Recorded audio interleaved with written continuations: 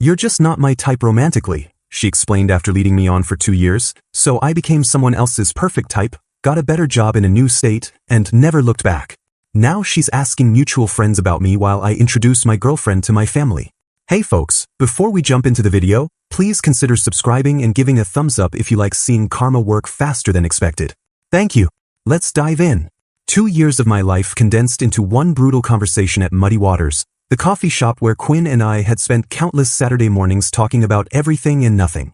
I'm Ian, 26, been fighting fires in Richmond for 4 years now, and I'd convinced myself that what Quinn and I had was heading somewhere real, the late-night phone calls when she couldn't sleep, weekend hiking trips to Shenandoah, helping her move twice, being her emergency contact at work, cooking dinner together every Tuesday because that was our night. She'd called me her best guy friend, so many times I'd started hearing it as best guy friend, with an invisible comma that made all the difference in my head. That Tuesday morning, she texted asking to meet for coffee with that serious tone that makes your stomach drop, and I'd actually brought the small velvet box in my jacket pocket because some delusional part of me thought maybe, finally, she was ready to make this official. Instead, Quinn sat across from me in her green sweater, the one I'd bought her for Christmas, and delivered the words that would replay in my head for months. "Ian, I need to be honest with you about something. You're just not my type romantically." The way she said it, like she was explaining a simple fact about the weather, made it clear this had been decided long ago. "I care about you so much as a friend, but I need someone more intellectual, more artistic. You know, like a musician or a writer, someone who can discuss philosophy and literature." I watched her gesture with her hands as she spoke, the same hands I'd held during scary movies, the same person who'd sobbed on my shoulder when her dad had his heart attack last spring. "You're such a good guy, but you're more blue-collar, you know? I need someone who challenges me intellectually, who can take me to gallery openings and poetry readings." She looked genuinely surprised when I asked, "What did you think we were doing all this time?" Her confusion seemed authentic as she explained, "We're friends, Ian. Really close friends. I thought you understood that. I never led you on." But she had led me on, in 1,000 small ways, borrowing my hoodies and never giving them back, asking me to be her +1 to her coworker's wedding, letting me pay for everything while calling it hanging out, falling asleep on my couch during movie nights and waking up in my arms without pulling away. "You act surprised that I caught feelings," I said quietly, "but you've been treating me like a boyfriend without the title for 2 years. She shifted uncomfortably, finally showing a crack in her certainty. I didn't realize you saw it that way. I thought we were just really good friends who enjoyed spending time together." The cafe felt smaller suddenly, like the walls were closing in around this conversation that was dismantling everything I'd built my hopes on. "Good friends don't usually call each other at midnight just to hear someone's voice," I pointed out, but she had an answer for that too. "You're just easy to talk to. You listen without judgment." Easy to talk to? Like I was some kind of emotional support animal instead of a man who'd fallen completely in love with her. I reached for my wallet, pulling out enough cash to cover both our drinks and her blueberry muffin, same order she'd been getting for 2 years. "Ian, please don't be mad," she said as I stood up. "I really value our friendship. You're one of the most important people in my life." The irony was sharp enough to cut, important enough to depend on, not important enough to date. "I hope you find your musician or writer," I said, meaning it more than she'd ever know. As I walked toward the door, I heard her call after me, "We can still be friends, right?" But I didn't turn around because the answer was already clear in the weight of that velvet box still sitting in my pocket, and in the realization that I'd spent 2 years auditioning for a role she'd never intended to cast me in. The first week after our coffee shop conversation, I did what any rational person would do. I went to work, came home, ordered pizza, and pretended my phone wasn't buzzing with Quinn's texts about some crisis with her apartment's hot water heater. But by the second week, something shifted, and instead of wallowing in self-pity, I started researching fire department positions in other states with the same methodical approach I used for equipment inspections. That's when I found the opening in Minneapolis, fire safety inspector position with the potential for advancement to regional coordinator, starting salary $15,000 more than I was making in Richmond, plus they'd pay for continuing education. I'd always been good at the technical side of firefighting, understanding building codes and safety systems, but I'd never pushed myself beyond the basic requirements because I'd been too focused on building a life with Quinn in Virginia. Now I had nothing keeping me here, so I started taking evening classes in emergency management at VCU, hitting the gym with the kind of dedication I'd previously reserved for planning Quinn's birthday surprises, and reading everything I could get my hands on about fire prevention and public safety policy. The physical transformation came easier than expected. When you're not spending every free evening cooking dinner for someone who sees you as just a friend, you have a lot more time for meal prep and morning runs. 3 weeks into my self-improvement campaign, my phone started blowing up with calls from Quinn, but not the kind I might have hoped for a month earlier. Her apartment building had failed a fire safety inspection, and she was facing potential eviction if the violations weren't corrected within 30 days. The old Ian would have dropped everything to help her navigate the bureaucracy, would have used his connections in the Richmond Fire Department to get her building prioritized for a reinspection, would have spent his weekend helping her research tenant rights and maybe even lending her money for a hotel if she needed temporary housing. Instead, I watched her increasingly frantic voicemails pile up while I studied for my emergency management midterm. "Ian, please call me back. This is serious," she'd said in the first message, still using that tone that assumed I'd be available whenever she needed me. By the 5th message, her voice had shifted to genuine panic.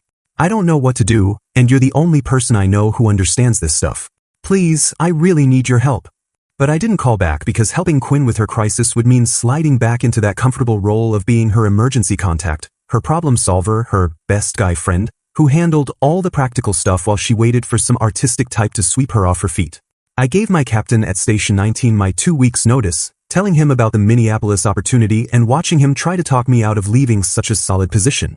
"You've got a real future here, Martinez," Captain Williams said, using my last name the way he did when he was being serious. "Richmond's going to miss having someone who actually reads the safety manuals." But Richmond wasn't going to miss me. Richmond had Quinn in it, and Quinn had made it crystal clear that I wasn't what she wanted, so staying would just mean torturing myself with proximity to someone who'd never see me as anything more than a reliable backup plan. I started boxing up my apartment without telling any of our mutual friends about the move, partly because I didn't want word getting back to Quinn, and partly because I was curious to see how long it would take anyone to notice I was gone.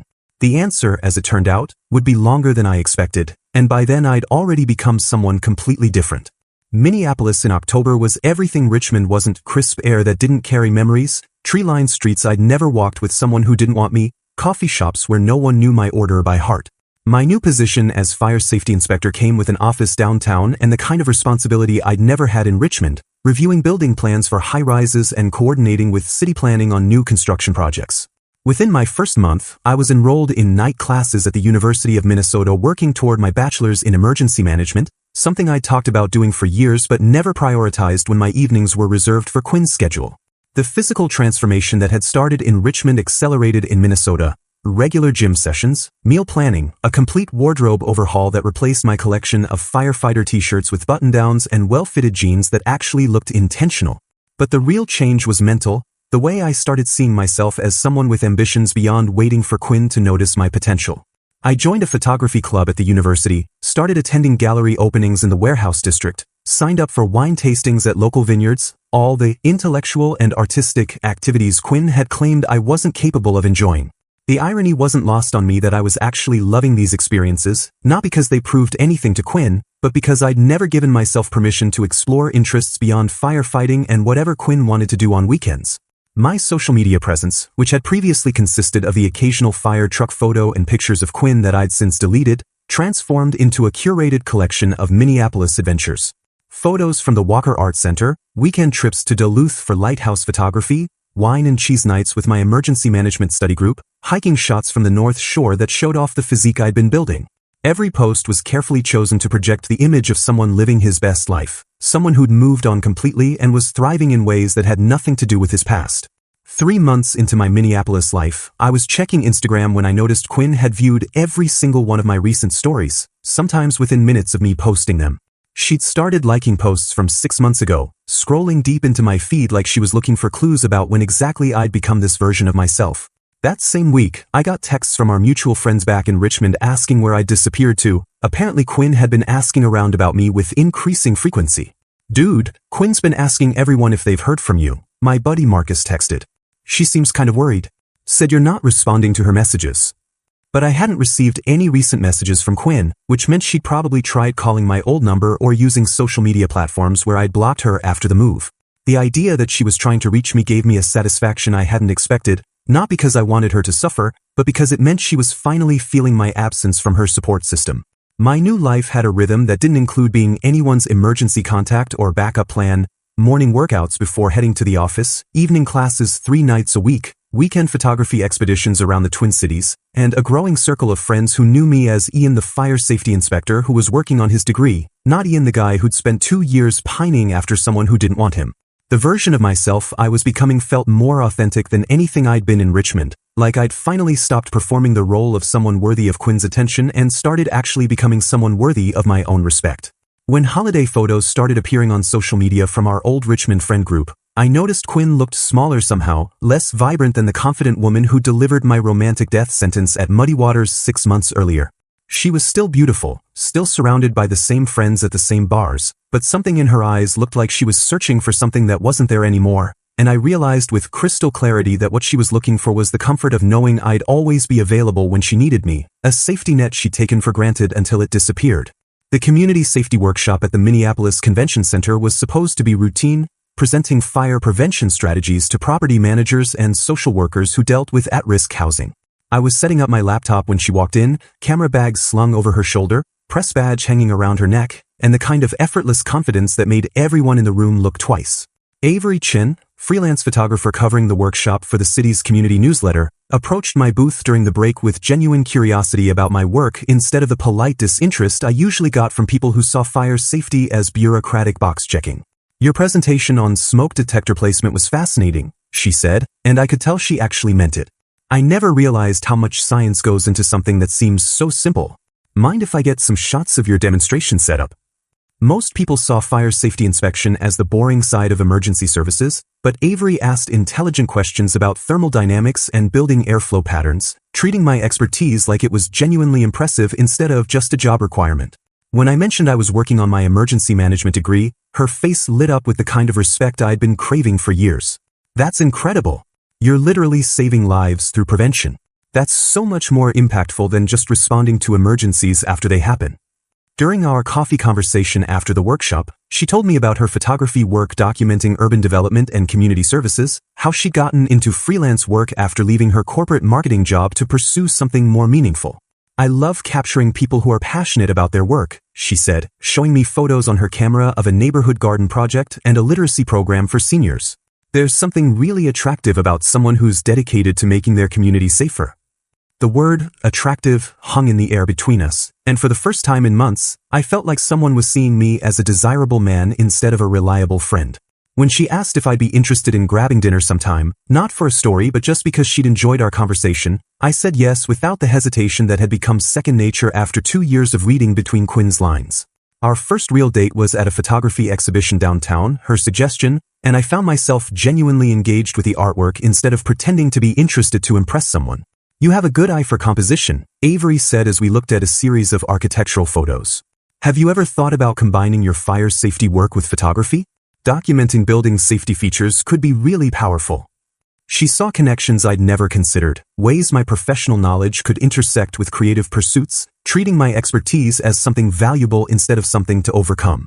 Within a month, we were spending weekends at Minnesota's state parks where she'd photograph landscapes while I pointed out potential fire hazards and evacuation routes, our different perspectives creating conversations that felt collaborative instead of educational. Avery never made me question where I stood with her. When she posted photos of us on social media, the captions were things like, "Exploring Gooseberry Falls with my favorite fire safety expert," and "Date night with the man who keeps our city safe," treating my profession like something to be proud of instead of something to be embarrassed about.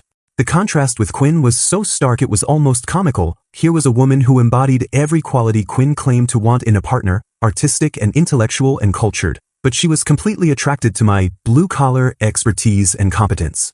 "There's something incredibly sexy about a man who prevents disasters for a living," Avery told me after I'd explained how proper exit signage had prevented a potential tragedy at a downtown office building. "You're like a real-life superhero, just quieter about it." 6 months into our relationship, Avery started including me in her social media posts regularly, introducing me to her photographer friends as her boyfriend with genuine pride, never qualifying it with explanations about our different backgrounds or career paths. When she photographed a fire station for a community safety feature, she brought me along as her expert consultant, and I watched her work with the kind of professional admiration I'd never experienced from Quinn. "You should see him analyze a building's safety systems," she told the fire chief. "It's like watching an artist work, but instead of creating beauty, he's creating safety." That night, as we reviewed her photos from the shoot, Avery turned to me with the kind of direct honesty that had become her trademark. "I need you to know something, Ian. You're exactly my type. Smart, capable, dedicated to something meaningful. I don't care if you fight fires or inspect buildings or teach fire safety classes, What I care about is that you're passionate about protecting people. For the first time in my adult life, I felt like someone saw me clearly and liked exactly what they saw, no modifications required. By spring, my career had taken off in ways I'd never imagined possible when I was fighting actual fires in Richmond. The promotion to Regional Safety Coordinator came with a corner office and responsibility for overseeing fire prevention across 6 counties, but the real validation came when my inspection work prevented a major apartment fire in downtown Minneapolis. I'd caught faulty electrical wiring during a routine inspection that could have killed dozens of residents, and suddenly I was the local news story about the fire inspector who saved lives before the emergency even happened. Hero Inspector Prevents Tragedy Through Vigilant Safety Work, read the headline in the Star Tribune, complete with a photo of me standing outside the apartment building looking competent and professional in my inspection gear. The story went viral on local social media, and I found myself fielding interview requests from regional news outlets about the importance of proactive fire safety. Meanwhile, Quinn's romantic life was providing exactly the kind of drama she'd apparently been craving when she dismissed me as too stable and predictable. Through our mutual friend Marcus, who seemed to enjoy updating me on the chaos, I learned about her string of disappointing relationships with the artistic types she'd claimed to need. First was Damien, the musician who'd seemed perfect until he stole $60 from her purse during a house party and then tried to gaslight her about it when she confronted him. She was devastated, Marcus told me during one of our monthly check-ins. Kept saying she couldn't believe someone would betray her trust like that. I wanted to tell her that you never would have done something like that, but I figured she needed to learn that lesson herself. Next came Bradley, the aspiring writer who'd seemed intellectual and deep until Quinn discovered he'd been plagiarizing her social media posts for his blog about dating in the modern age, literally copying her thoughts about relationships and presenting them as his own insights. The final straw was Nathan, the photographer she'd met at a gallery opening who'd seemed like everything she told me she wanted: artistic, sophisticated, well-connected in the local art scene. It wasn't until 3 months into their relationship that Quinn discovered he was married with 2 kids, using his art shows as cover for affairs with women who thought they were dating an available man. She called me crying at 2 in the morning, Marcus reported. Said she couldn't understand why she kept attracting guys who seemed perfect but turned out to be complete disasters. I told her that maybe she was looking for the wrong qualities in a partner. The irony was so thick you could cut it with a rescue axe. Quinn had rejected me for being too stable and trustworthy, then spent a year discovering that instability and artistic temperament often came with serious character flaws. But the most satisfying part wasn't Quinn's romantic failures, it was how our old friend group had started viewing her choices. "You know, Ian would never treat you like that," became the standard response whenever she complained about her latest boyfriend's behavior. Lisa, her closest friend, had apparently started saying things like, "You had a genuinely good guy who adored you, and you let him go for what? A bunch of selfish artists who don't respect you." The shift in social dynamics was fascinating to observe from a distance. I'd gone from being the reliable friend everyone took for granted to being the standard of decent behavior that Quinn's new relationships couldn't meet. When she started asking about my life in Minneapolis, the updates she received probably stung more than my silence ever could have. "Ian's killing it out there," Marcus told her, apparently enjoying his role as messenger. "Got promoted, makes good money, dating some photographer who posts about him like he's the best thing that ever happened to her. Dude's living his best life." The contrast between my thriving relationship with Avery and Quinn's series of disappointments was becoming impossible to ignore, and I could feel the shift in how people talked about our old dynamic. Instead of seeing me as the guy who'd gotten friend-zoned, our mutual friends were starting to recognize that Quinn had made a massive mistake in judgment, choosing flash and excitement over substance and genuine care. Avery and I had started talking about moving in together, a conversation that felt natural and exciting instead of desperate and one-sided like my relationship planning with Quinn had been. "I love how you think about the future," Avery told me as we looked at apartment listings. "You don't just dream about things, you actually plan for them and make them happen. That's incredibly attractive in a partner." Everything Quinn had seen as boring about me, my stability, my planning, my reliability, Avery treasured as exactly the qualities she wanted in a long-term relationship, and I was finally understanding the difference between someone who settles for you and someone who chooses you deliberately. The invitation to speak at the National Social Work Conference in Chicago arrived on a Tuesday morning that started like any other, but it would end up being the day Quinn finally saw exactly who I'd become in the 18 months since she dismissed me as not her type. The conference organizers wanted me to present on fire safety protocols in residential facilities, a topic that had become my specialty after preventing 3 major incidents in Minneapolis through improved inspection procedures. Avery was more excited about the speaking opportunity than I was, immediately starting to plan a long weekend in Chicago where she could photograph the city while I delivered what she called my TED Talk moment. The irony that I'd be speaking to a room full of social workers, Quinn's profession, wasn't lost on either of us, but I genuinely thought the chances of Quinn being in attendance were minimal given that it was a national conference and she'd never shown interest in continuing education beyond the bare minimum requirements. I spent weeks preparing the presentation, working with Avery to create visually compelling slides that would engage an audience more accustomed to discussing emotional trauma than thermodynamics. "You're going to blow them away," she said during one of our practice sessions.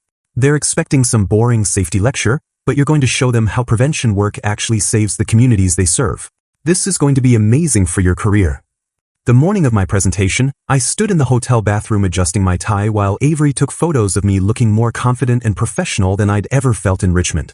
"My boyfriend, the keynote speaker," she captioned the Instagram story, and I could see in her eyes the genuine pride that had been missing from every interaction with Quinn. The conference center was packed. Easily 300 social workers from across the country gathered to learn about safety protocols they'd probably never considered important to their work. I was halfway through explaining how proper fire safety planning had prevented a tragedy at a group home in Minneapolis when I spotted her in the third row, Quinn's familiar profile unmistakable even in a room full of strangers. She was sitting with a notebook open, pen poised, looking every inch the professional social worker I'd never really seen her be during our time together. For a split second, our eyes met, and I watched her face cycle through surprise, recognition, and something that looked like shock at seeing me command the attention of hundreds of her professional peers. But I didn't let the moment throw me. I continued with my presentation, explaining how collaboration between social services and fire safety could save lives, demonstrating the kind of expertise Quinn had never witnessed because she'd never been interested in what I actually did for work. The standing ovation at the end lasted longer than I'd expected, with attendees approaching afterward to ask detailed questions about implementing similar programs in their communities. Quinn hung back during the initial rush, watching as her colleagues treated me like the expert I'd become, asking for my contact information and praising the practical applications of my work. "This is exactly what we need in our residential facilities," one woman told me. "You've given us a whole new framework for thinking about client safety." When Quinn finally approached, she composed herself into a professional demeanor that couldn't quite hide her underlying confusion about how the blue-collar guy she'd rejected had ended up commanding respect in her field. "Ian, that was an incredible presentation," she said, extending her hand for a formal handshake like we were meeting for the first time. "I had no idea you'd moved into this area of expertise." Her use of my full name instead of the casual familiarity we'd once shared told me everything about how she was trying to navigate this interaction. "Quinn, good to see you," I replied with the polite distance I'd use with any conference attendee. "Thank you for the feedback. Are you working in residential services now?" Before she could answer, Avery appeared at my side, sliding her arm through mine with the natural intimacy of someone who belonged there. "Baby, there are some people from the Minneapolis Fire Department who want to meet you," she said, then turned to Quinn with friendly curiosity. "Hi, I'm Avery, Ian's fiancé." The word hit Quinn like a physical blow, and I watched her face register the engagement ring on Avery's finger, the easy affection between us, the fact that I'd not only moved on but had found someone who was planning a future with me. "Fiancé," Quinn repeated, her professional composure slipping slightly. "Congratulations. I'm Quinn. We used to know each other back in Richmond." Used to know each other? The careful distance in her phrasing made it clear she wasn't going to claim any special significance in my past, and I appreciated her restraint even as I recognized the pain behind it. "Oh, you're from Richmond," Avery said warmly. "Ian's told me about his firefighting days there. Such important work, but he's really found his calling in prevention and safety education." The conversation lasted maybe 3 more minutes, professional pleasantries about my presentation and Quinn's work, but I could see her taking in every detail about Avery and me, how we stood together, how Avery spoke about my career with genuine admiration, how completely comfortable I seemed in this professional setting that was so far removed from the version of myself Quinn had known. As we walked away, Avery squeezed my arm and whispered, "She looked like she'd seen a ghost. Was that the ex who told you that you weren't intellectual enough?" I nodded, and Avery shook her head with amused disbelief. "Her loss became my incredible gain," she said, then kissed my cheek before we joined the group of fire safety professionals who were treating me like exactly the expert I'd worked so hard to become. The hot air balloon ride over Minneapolis was Avery's idea, something she'd wanted to photograph from above for months, but I'd been secretly planning to make it memorable for entirely different reasons. The ring had been sitting in my desk drawer for 3 weeks, A custom-designed piece that reflected everything I'd learned about choosing someone who actually wanted to be chosen, elegant but not flashy, meaningful but not presumptuous, expensive enough to reflect my career success but chosen because it suited Avery's style perfectly. As we floated over the city where I'd rebuilt my entire life, watching Avery take photos of the landscape below with genuine excitement, I realized this was what happiness actually felt like. Not the anxious hope I'd mistaken for love with Quinn, but the deep contentment of being with someone who celebrated my successes instead of tolerating them. "The light is incredible up here," Avery said, lowering her camera to look at me with the kind of smile that had made me fall in love with her in the first place. "Thank you for planning this. I know heights aren't your favorite thing." That was the moment I knew it was perfect. She'd remembered my mild fear of heights and appreciated that I'd chosen this experience for her anyway, the kind of thoughtful attention to my feelings that Quinn had never shown in 2 years of what I'd thought was a relationship. "Actually, I have something I've been planning for weeks," I said, reaching into my jacket pocket as the balloon drifted silently above the Twin Cities. "Avery-chan, you see me exactly as I am and love me for it, not despite it. You make me want to be the best version of myself while never making me feel like the current version isn't enough."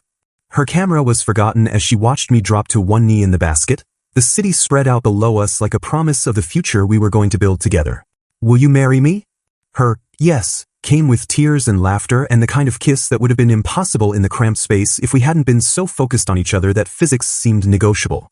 The engagement photos Avery posted that evening were stunning, her ring catching the golden hour light, both of us looking genuinely joyful, the Minneapolis skyline providing a backdrop that told the story of how far I'd come since Richmond.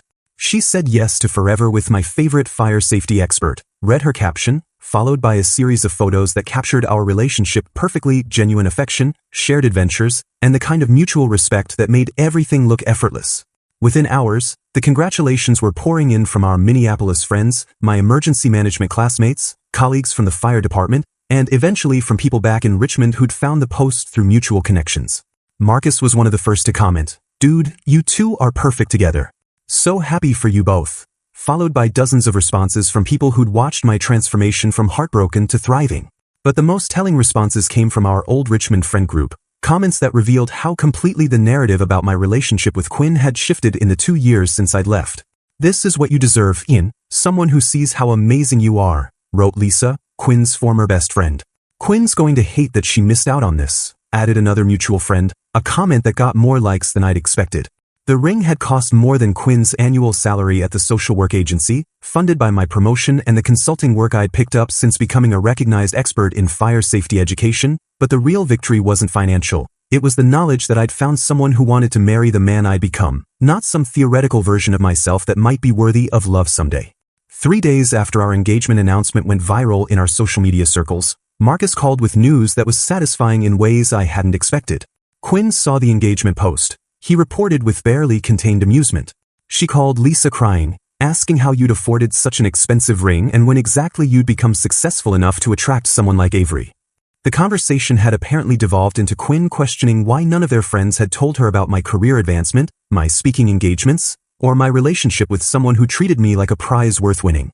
"Lisa finally told her what we've all been thinking for 2 years, Marcus continued, "that you were the best thing that ever happened to her, and she threw it away because she thought she deserved better than a guy who actually loved her."